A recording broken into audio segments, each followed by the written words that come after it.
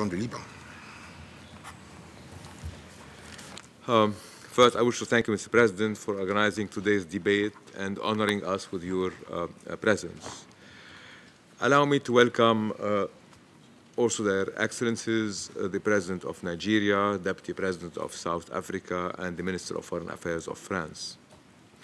We also thank the Secretary General, Mr. Ban Ki-moon, and the Executive Director of the Joint United Nations Programme of HIV/AIDS, Mr. Michel Sidibe, for their comprehensive briefings. Globally, a significant proportion of people living with HIV/AIDS, between 8% and 10%, are affected by conflict, humanitarian crisis, and displacement. The relationship between HIV prevalence and conflict is a complex and dynamic one, and varies from one conflict to another. A better understanding of this relationship is crucial for the development of effective and efficient strategies to reduce the risk of infection in conflict and post-conflict settings. Many factors in those settings may increase the population's vulnerability to HIV. Massive and uncontrollable migration, the collapse of health services, the decline of literacy, and access to basic prevention information increase the population's vulnerability to HIV in times of war. Conflict-related sexual violence, in particular, accelerates HIV transmission and often becomes automatic death sentences to victims, which too often have little or no access to health care. Through the Resolution 1308, the Security Council expressed its commitment to address HIV as a devastating public health threat.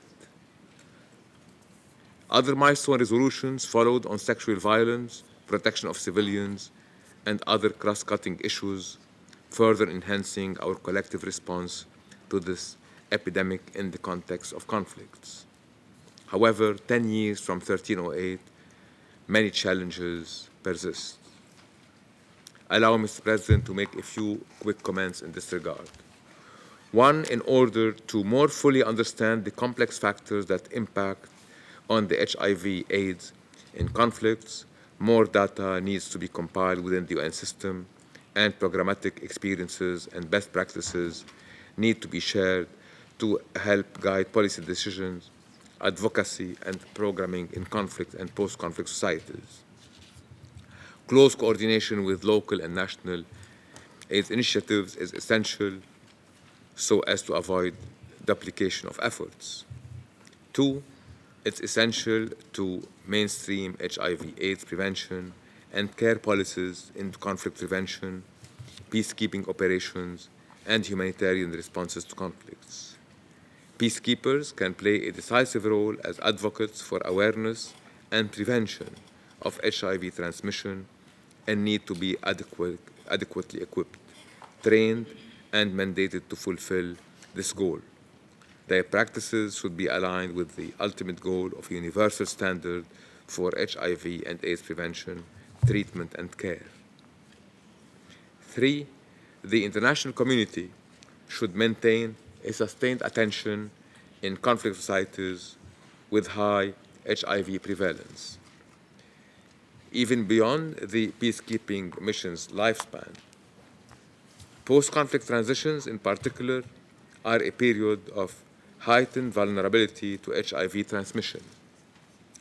The international community should assist national governments during this period to strengthen state capacity for health sector and basic services. Support should be provided to national governments in formulating their policies to respond to HIV during post-conflict transitions, especially in the context of disarmament, demobilization, and reintegration, DDR, and security sector reform, SSR. It's also important during this period to foster community resilience, engage civil society, and base the response to the epidemic on a framework of participation and inclusiveness.